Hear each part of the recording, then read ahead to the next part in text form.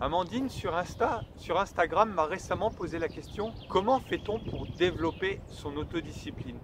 Alors tout d'abord, j'aimerais vous partager cette citation que j'aime beaucoup et qui illustre très bien ce propos. Le prix de la discipline est beaucoup moins cher que le prix des regrets. Il faut savoir qu'il y a toujours un prix à payer et qu'on a le choix entre le prix de la procrastination ou le prix de la discipline.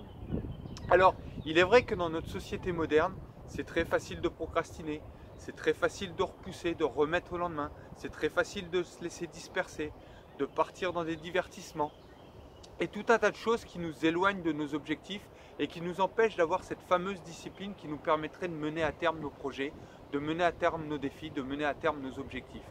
Alors néanmoins, je voudrais vous partager 3 clés, 3 trucs simples à faire dès à présent si vous aussi vous voulez muscler en quelque sorte votre autodiscipline. La toute première clé, c'est qu'il faut déjà identifier le pourquoi. Souvent on s'attache au comment, c'est-à-dire comment je vais faire pour atteindre mon objectif, et par essence même cet objectif n'est pas véritablement le nôtre, il ne fait pas vraiment un sens. Mon objectif va être peut-être d'avoir une plus belle voiture, une plus grande maison, de fonder une famille, de gagner plus d'argent, mais souvent c'est des clichés que la société nous a donnés, et donc ça peut paraître sympa sur le coup, mais est-ce que c'est vraiment nos objectifs? Moi je vous invite déjà à vous poser la question de savoir si c'est vos objectifs, pourquoi c'est important pour vous de l'atteindre, quel est le sens et qu'est-ce qui vous anime au travers de cet objectif. Une fois le pourquoi identifié, le comment viendra tout seul.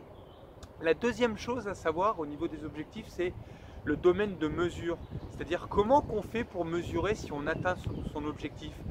Or, très souvent, on est attaché au résultat et on n'arrive plus à lâcher le résultat, donc du coup on oublie d'être dans le moment présent, on oublie d'être dans l'action.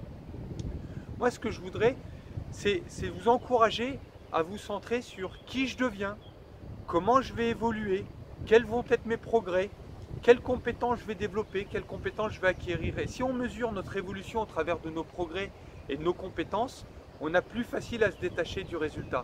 Et enfin, la troisième chose, ça va être de décomposer par étapes intermédiaires et par actions simples. C'est-à-dire on a un grand objectif, on a quelque chose qui nous anime, qui nous fait vibrer, on le décompose en étapes et les étapes, on en fait des actions simples à mettre en œuvre dès à présent.